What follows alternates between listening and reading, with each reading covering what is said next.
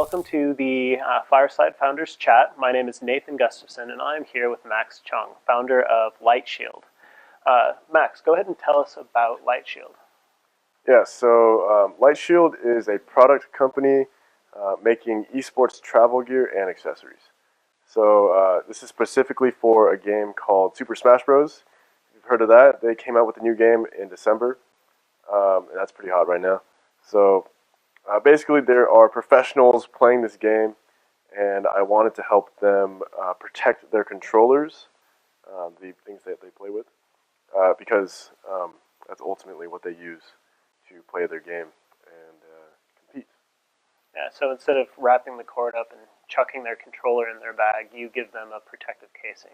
Yeah, it's like any pro athlete, if like say for example like tennis, they have really expensive tennis rackets. They carry them in cases. And esports is kind of a growing industry, and for this specific game at least, I saw that there wasn't a case that I thought met all the requirements that a professional would need. So I decided to create that case. So, good segue. Tell us about your the creation story. How did you come to make LightShield? Yeah, so it all started the summer before my sophomore year of college. I think this was like 2016 or something, 2 years ago. So, so I started playing this game, Super Smash Bros., since my senior year of high school, and it's a really competitive and fun game. So I kind of got hooked. So I was just playing this game like all the time, and the way it works is like it's kind of an old game for an old system. You can't really play online with people. You can play online, but it's not like part of the actual system. It's like some mod that someone made. Anyways,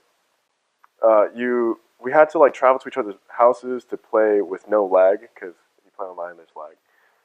So we're always traveling around town, and I had just gotten into the game at this point, and I realized that I was putting my controller in my bag and in my car. And the thing that most people don't know about Super Smash Bros.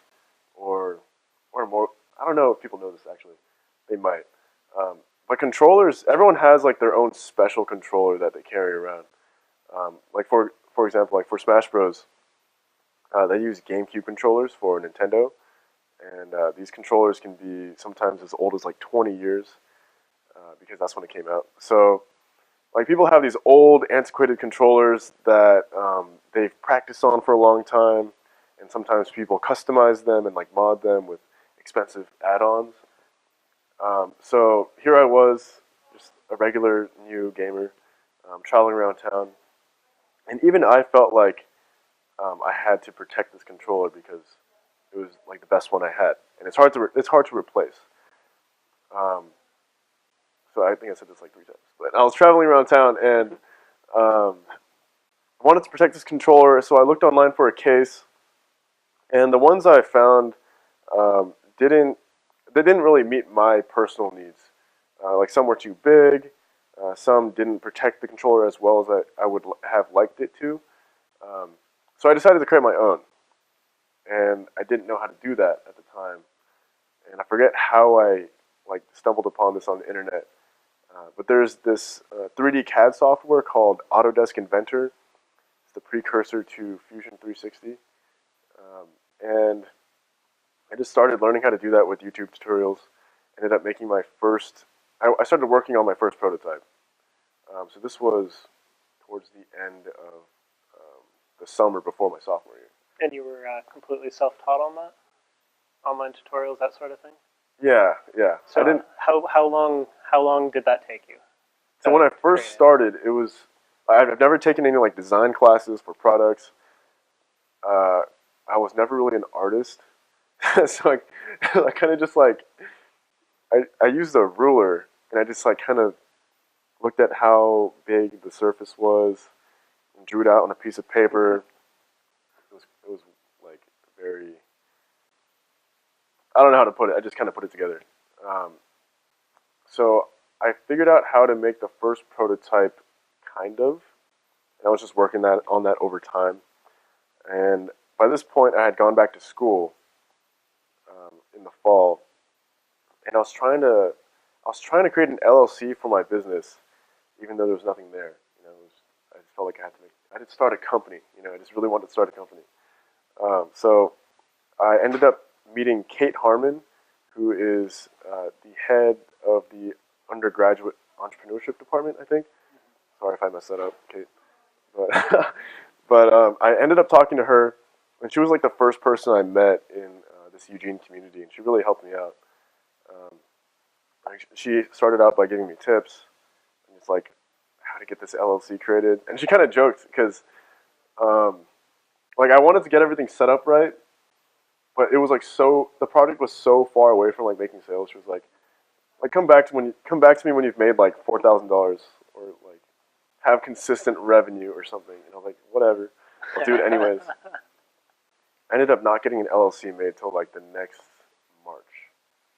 I'll get into that. But yeah, so I talked to Kate in like late October or something, trying to get this LLC made, and she told me that I should talk to this person, Joe, and Shane.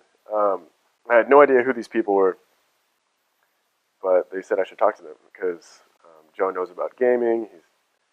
I didn't know who he was, so this is all a complete mystery at the time. But she just said I had to talk to them, so I was like, okay, whatever.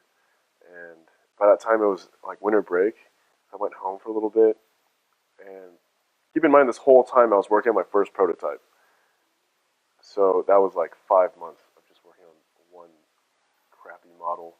So I managed to get that 3D printed off this website called shapeways.com, and they make like super high quality prints. And like the first one cost me like $110 for one 3D print. And something that It was a nice case. it was so bad. The first one was really bad. But the thing that people kind of get mixed up a lot of times is that there's different types of 3D printing. Like there's regular tabletop 3D printers with like the rope of plastic that kind of like melts it and just creates something. With like cross hatching, I think that's what it's called. But there's different ways to do it, and this way was like super expensive, but also high quality, which is what I needed to get like precise measurements to improve upon the design. So I did that, got the first one like late December, and I went back to school. So I talked to Kate again, and she was like, you should go to this thing called Ideate, and it used to be early January. I think they moved it back to like late January, early February. So I went to that, and that was an eye-opening experience. I feel like I this whole time, like in this entire Eugene community, I'd only met pretty much Kate. And going to Ideate, I met so many people at once, and they gave me great feedback. And I don't know, it was just like so exciting at the time. Like I was just like a college kid, didn't know anything about business, and to get dropped into this world where everyone's just like, yeah, it's great. Things. It's great to get plugged in. Ideate's such a good introduction to that. You work through business problems and various aspects that you need to address early on, and you get an introduction to a lot of the local mentors, if I remember correctly. Oh yeah. And they kind of position you to go on and do what's next. What did you do after Ideate? So, like you said, you meet a lot of local mentors, and they give you feedback on your company, like what to do next. So after that, I had gotten all these different people's contact information. So I think I lost count of how many meetings I had. Because at one point I was keeping track of like, because one of the things that they teach you at Ideate is like, keep track of all your meetings. I don't do that anymore, but I did that at the beginning, and I think it ranged in like the 50s, maybe. I wouldn't be surprised. Like out for like the next few months, it was there was 3 pitch competitions I went to, business pitch competitions, and I was developing the next version of the prototype, and I was meeting people like a lot. Yeah, I think that's when we met for the first time. You had like a couple prototypes, and you could show off like this badge thing that you had on there. Yeah. How many prototypes did you make altogether? I think right now, I'm on number 8. That's just like $800 just for prototypes. I'm still a college student, so that's in the grand scheme of things, that's not a lot of money. But How has it been being a student entrepreneur? it's definitely difficult. Like I would say that for my sophomore year, I was still like really super plugged into school. I got great grades, and like towards the end of sophomore year is when I really started working on the business. Like that's when ID8 started. That's when the meetings and the product development and all this other and the pitch competitions happened. So like as the end of sophomore year started, like my grades were like going down a little bit. But then it was summer, so I was all good. So, so in the Summer to the summer, rescue. yeah, in the summer, like I forgot what your question was. What it's like being a student entrepreneur. Yeah, so the summer came, and there was this thing called the Rain Accelerator, and it's a local accelerator that you might want to help me out on this. But basically, it's a 16-week program, and you just get thrown into this boot camp for entrepreneurial training and like mentorship. It's like business school light. You go through all the different aspects of what you need to know to run your company, from marketing to market research to like I think they have sales aspects of it, Like investing, how that network works, legal aspects that you need to be keep in mind when starting a business, and probably one of the biggest things that they do is they connect you with the mentor network here in town, which is huge and a really, really big deal to get plugged into, to find the right kind of help. And then at the very end of it, you pitch. And I watched your pitch. Do you remember anything from that night, or was it kind of like a blackout? I don't know. I was the opener, and I felt like I came out pretty strong. And then, like everyone was like so nervous for that. Like they're all in the back room, just like pacing. Like, That's a huge crowd that shows up. That's a lot of folks here in town. yeah, that was fun. Where was your pitch done? Where? Yeah, was it at the Holt. At the Holt? Yeah. Yeah. So that was a good time. But going back to your question about like student entrepreneurship, so the summer happened. I got into the Rain Accelerator, which was kind of by the grace of Joe. I don't think like I think my company was really small, and I was a single founder, and didn't really qualify to be in there. I think they took a chance on me, and they let me in. So I'm super thankful that happened, because I think if I didn't do that, it wouldn't have gone anywhere. I would have, like, it was kind of like the natural progression of the whole cycle.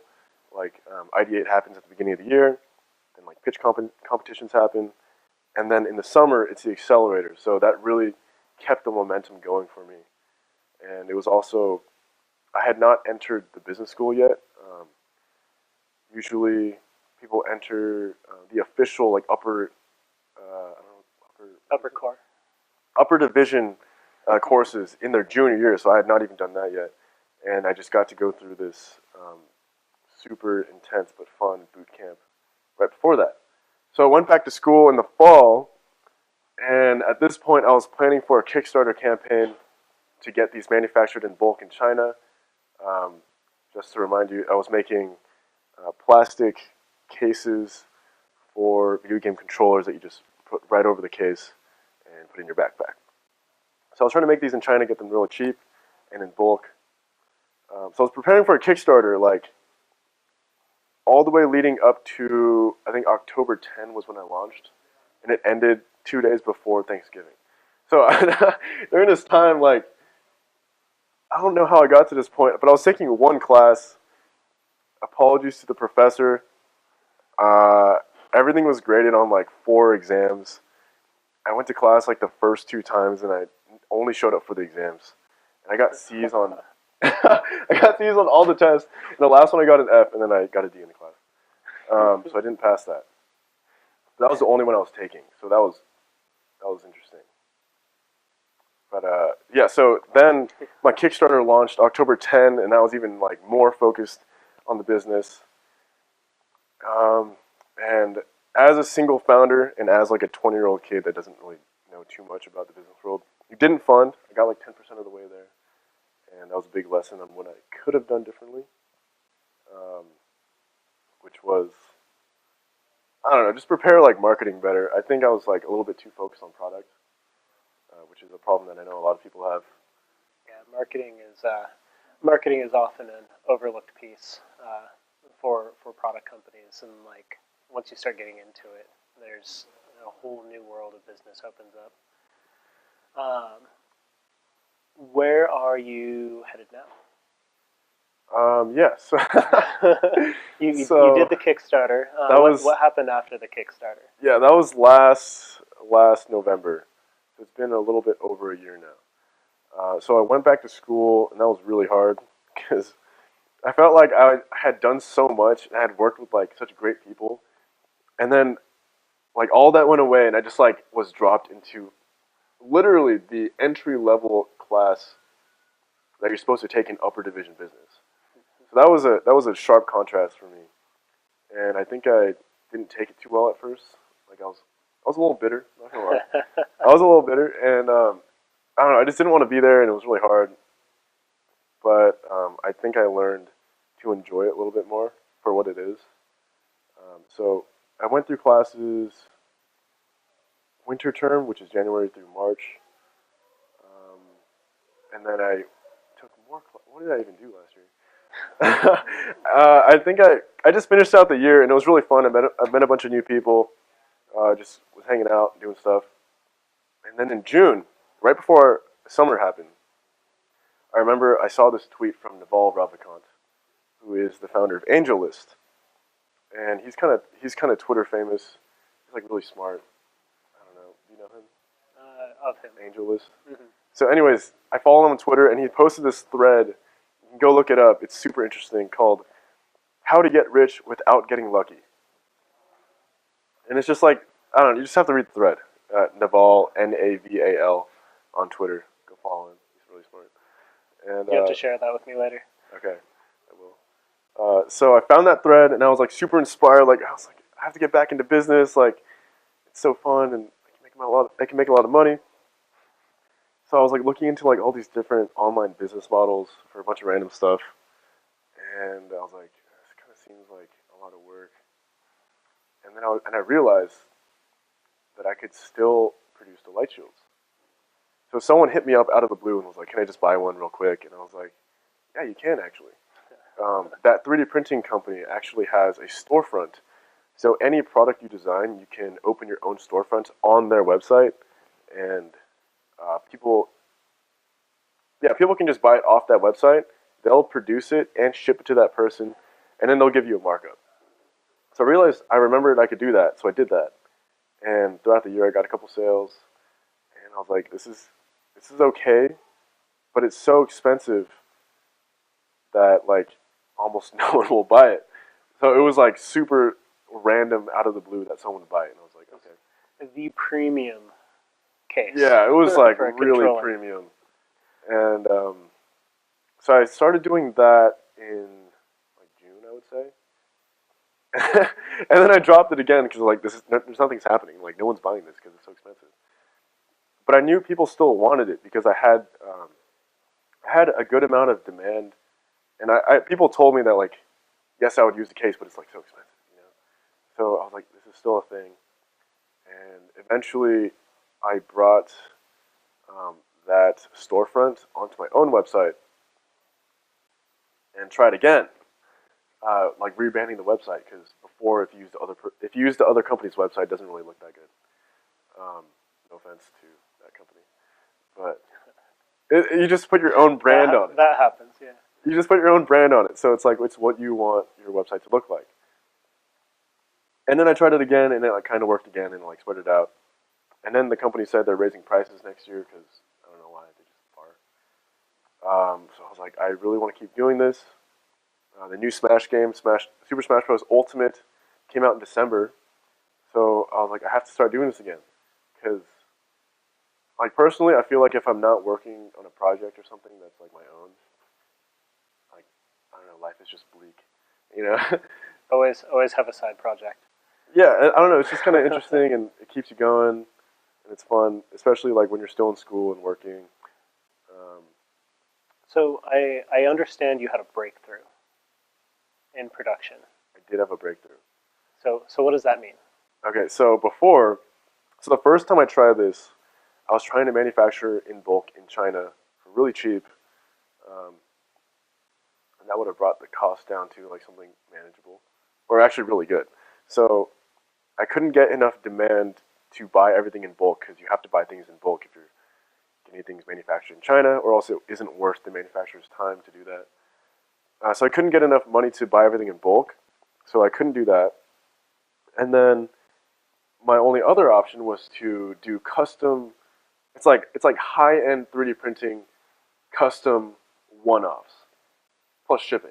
Mm-hmm. So and there's like labor involved because you have to like basically they make them in batches with a whole bunch of people's products in there, and then they separate it after. So there's like some labor associated with that. So I was making custom one-offs, and those are super expensive, so no one could buy those. So I was like, there has to be another way, and I kind of knew there was another way. I just didn't really look into it because I just needed a break from all this because I spent like a year and a half just going super hard, so I needed a break, and then I discovered this process called thermoforming. So basically, you basically have a mold of your product, and then you get a hot piece of plastic over it, and then you put it over the product, and you get a vacuum to suck out all the air, and what's left is your product. So I discovered I could do that, which brought the cost down to a manageable price, and also worked in terms of the quantity that I would have to produce. So everything worked out in terms of manufacturing, and now I don't know where I last left off on the timeline. It was that was like last year. So from last September, I would say, from making my new website to New Year's, that's when I planned this out, and I launched like 2 weeks ago, and I got some sales. Nice. Congratulations. Thank you. Where are you planning on going from here? Honestly, I haven't thought that far ahead yet. I just like really wanted to do something that like wasn't school or work, you know. How long before you graduate? It's all up in the air. So I don't know. Are you a junior right now? I'm a senior. You're a senior, good. So hopefully this spring. Hey, the end is in sight. Very close. Let's see.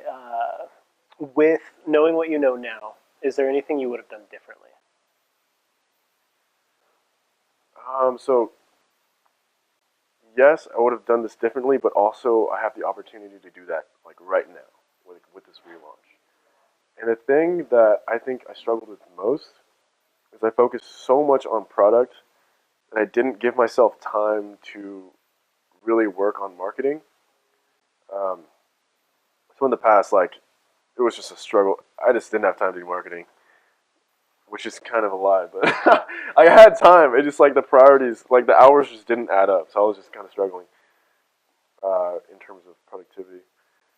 But now I would say there's this great book that a lot of people seem to recommend. I took a class from another company that went through the Accelerator from Derek with Cowbucker. And the book is called Traction by Gabriel Weinberg. So you finally read it? Last year I read it like 3 times. I swear. Good. Audio version though, so it was like kind of slipped through maybe. I just didn't know how to do it, man. I just didn't know how to do it. The number of times I recommended that book to you, I'm glad that you finally at least 3. Yeah, And I did read it like at least 3 times. Good. Audio It's version. The book is called Traction. It's was written by the founder of DuckDuckGo, and it changes how you look at starting a business. And you spend as much time engineering your marketing channels and how you're going to go about getting traction as you do your product. Like the way he puts it is like most of you know the book The Lean Startup. So like the lean startup is to product development what the book Traction is to traction or market development. And there's a rule in there in the very intro, which I didn't listen to, but I should have. It's called the 50-50 rule, and it says you should allocate 50% of your time to product and at least 50%, if not more, of your time to develop marketing for a whole host of reasons. So that's what I'm going to do now. Awesome. Yeah. What kind of advice would you give a fellow student who's just getting into entrepreneurship, that's just getting into to starting their own company? First of all, I would say if this is your first company, I would say start with something simple, because no matter how simple it seems, it always takes more time and it's harder than you'd ever think it would be for some, Worth it though? Absolutely worth it. Just know that start simple. And I would say the best way to, I talk about this all the time, but I think it's really, really hard to learn and teach entrepreneurship. I think of it more of like a sport. You're not going to learn how to, I played football, but you're not going to learn how to play football by sitting in a classroom and studying football. You have to go practice it. And to me, entrepreneurship has a lot to do with working under pressure, being resourceful, learning things quickly on the fly. And I feel like these things are things that you can't really learn or teach. You just have to practice it and get better at it. So that's one thing. What else would I say? I don't know. I'll get back to it if I think about anything. Would you do it again? Yeah. I think right now, like I said, the first time, when my Kickstarter didn't work out the first time, I took at least a 6-month break, but it was really more like a 8 or 9 month break. And then I felt like I had to do something again. I was just sitting there, just doing nothing. So I felt like I had to do something. The urge is real. Yeah. Speaking of entrepreneurship, is there a distinctive point in time where you got the bug, where you got bitten, and that dream of entrepreneurship that seed got planted? Yeah. So I think there is a moment I'll talk about, but I think one of the things that definitely helped out is my family. We have an immigrant family, kind of immigrant culture at least, where my mom and dad both moved here from Korea when they were early 20s. I think my dad came in middle school, but yeah, they both moved over here from Korea. And it's actually weird. I talked to a bunch of my Asian friends, and a lot of us have the same story. Our parents moved over here when they were young, and they started a small business, and all the kids hung out together, and that's how we know it. A lot of Asian people in Portland know each other. I just don't know how, but we have a lot of us have the same story with our parents starting small businesses. So I think that definitely had something to do with it. I actually thought about this a couple times, and in high school, there was a teacher. We had a shop class, which was pretty fun. We got to make a bunch of stuff, We're thinking of things to make, and of course, we all want to be millionaires. I think it's very common. Very few people would refuse just having $1 million in the bank. Yeah. So a lot of high schoolers want to be rich, I did too. So I was in this shop class, and I was just thinking of ideas, and I wanted to create an invention that I could patent and sell for millions of dollars. I don't know if that still works these days. Kind of. Let's say it does. I think there's a lot more work involved. Yeah, I feel for bigger companies, it's easier because patents cost 10 or 20K. Anyways, that's what I wanted to do. I wanted to make inventions. That started my junior year of high school. And then my first actual business idea came right before my freshman year of college. Won't talk about that one. But it was an interesting time. I just didn't know anything at the time. And it just didn't get off the ground. But after that year, I came up with Light Shield. So you mentioned your family, and something I've often heard about entrepreneurship is a lot of entrepreneurs grew up knowing someone who'd been in business or succeeded, and you mentioned having a lot of examples. Um, were they family members? Were they friends?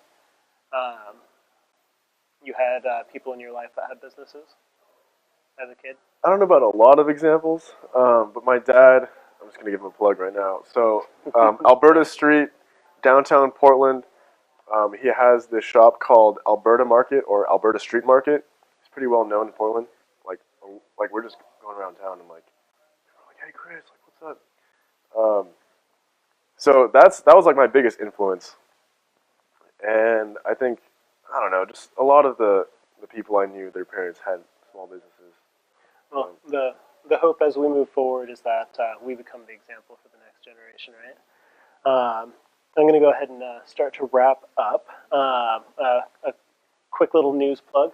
Startup Weekend is this next weekend, so if you can, audience members, make it to that. It's an amazing event.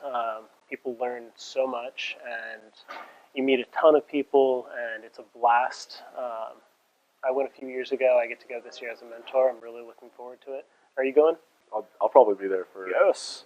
Friday, Saturday. I look forward to it. It's I think it starts Friday at 6. You can learn more on the Rain Eugene Facebook page. If you enjoyed this Fireside Founders Chat, you can go follow the Rain Eugene. I believe it's at Rain Eugene, their Facebook page. It might be, I think it's Eugene Regional Accelerator now. It might be Eugene Regional Accelerator. We'll post some stuff about it. But follow that, and that way you can find out when the next one is in about a month. And yeah. Is it next month or next week?